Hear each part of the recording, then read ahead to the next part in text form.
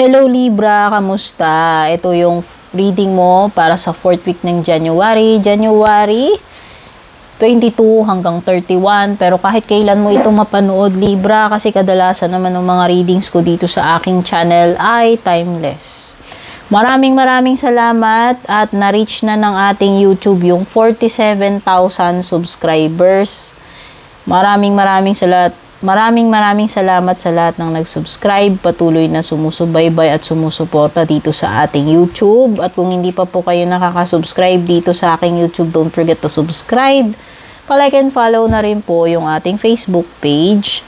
Tandaan nyo, anything na may kinalaman sa personal reading services, mag-message directly or mag-private message kayo sa aking Facebook page. Ayan.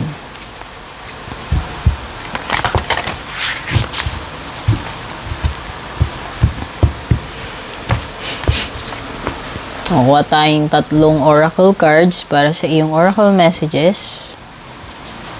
By the way, bago itong deck na ito guys, panoorin nyo yung unboxing. Kung mahilig kayo dito. Ayan, ito. Ayan. Okay. Sa mga kapareho kong marunong sa cards, nangongolekta. Ayan.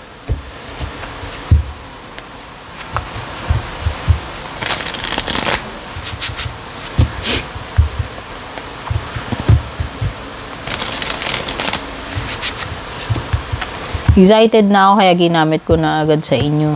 Bago to. Hindi ko pa nabasa yung mga libro niyan guys. Promise. Kakabukas ko lang.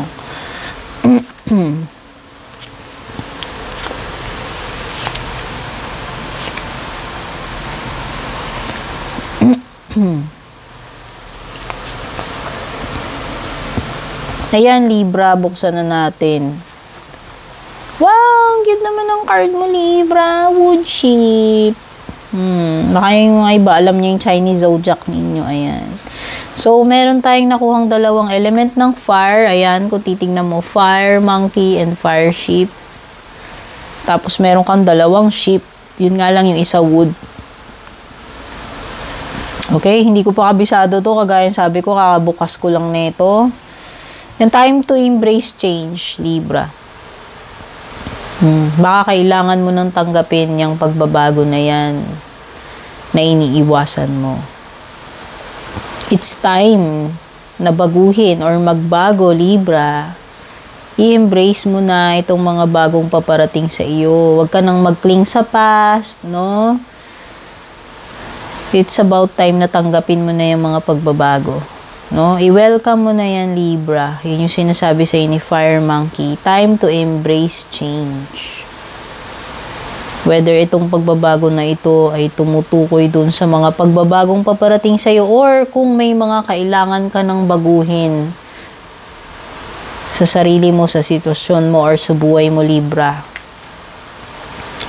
Meron ka ring nature is your healer. O, pwedeng iba sa inyo, kailangan nyo ng grounding, ng healing, Libra. Pwedeng iba, kailangan nyo makalanghap ng sariwang hangin, nature, no? Kailangan ninyong maka-experience ng nature. Baka masyado ka nang confined sa opisina, masyado ka nang nakatali dyan sa desk mo, sa trabaho mo, nakakalimutan mo ng lumabas-labas at maka-experience ng nature, Libra. O, ayan, pwedeng iba nagkakasakit na kayo kasi lagi na lang kayong nasa, nakaharap sa PC, sa laptop nyo, sa trabaho ninyo, sa table ninyo, sa mga gawain ninyo, sa opisina, or sa bahay. So, kailangan ninyong lumabas-labas para ma-heal kayo, Libra. O baka iba sa inyo may sakit ngayon, kailangan nyo ng healing. Nature is your healer. Fire ship, clear your blockage, Libra. Ayan na nga. Nafe-feel ko nga blockage, Libra, dito for you is itong mga bagay na dapat mong baguhin.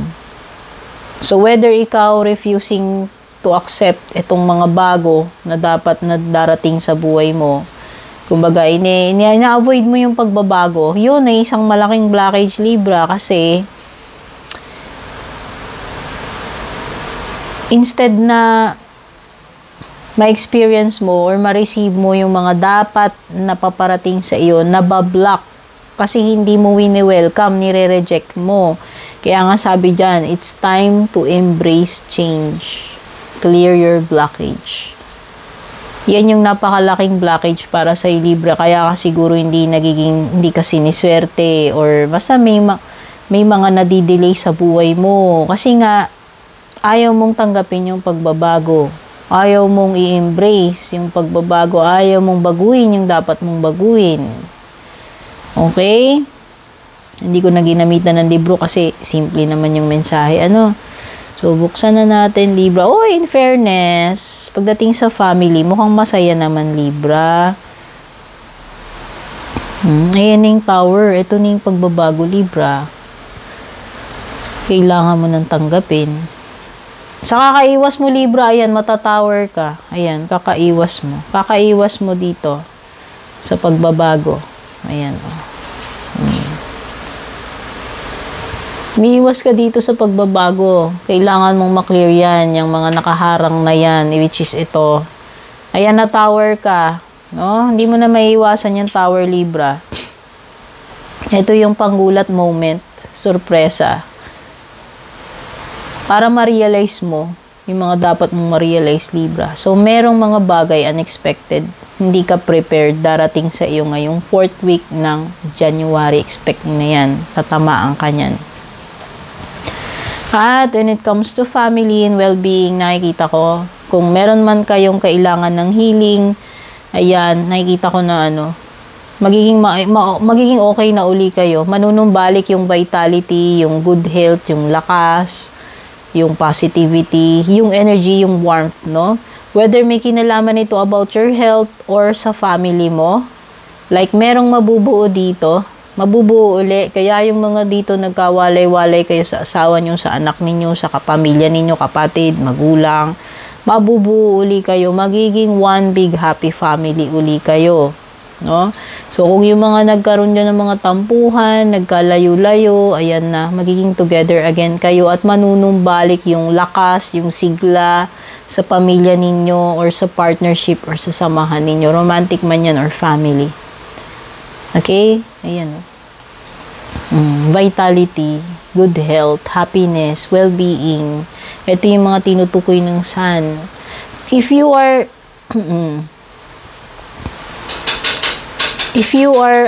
waiting for enlightenment or clarity, ito rin yun. Okay? You will gain clarity about a situation. Kung merong mga bagay na walang linaw para sa iyo, walang kaliwanagan, darating at darating yan ngayong 4th week with the Sun card. Okay? 4 of Wands, sabi ko na nga sa iyo, may homecoming dito, may uuwi, may manunumbalik, no? May magbabalik sa bahay, mabubuo uli, magre-reunite yung mga dapat mag-reunite. Magjowa man ito, family, friends, may reunion, may pagsasama-sama uli. Like, yung energy na parang mabubuo uli kayo. At merong something to celebrate for. You have the 4 of Wands. Pwedeng may isi-celebrate ko. Ano man ito. Birthday man yan, okasyon, or mga reunion, o kung ano man. No? Temperance. Pwedeng may Sagittarius energy. No?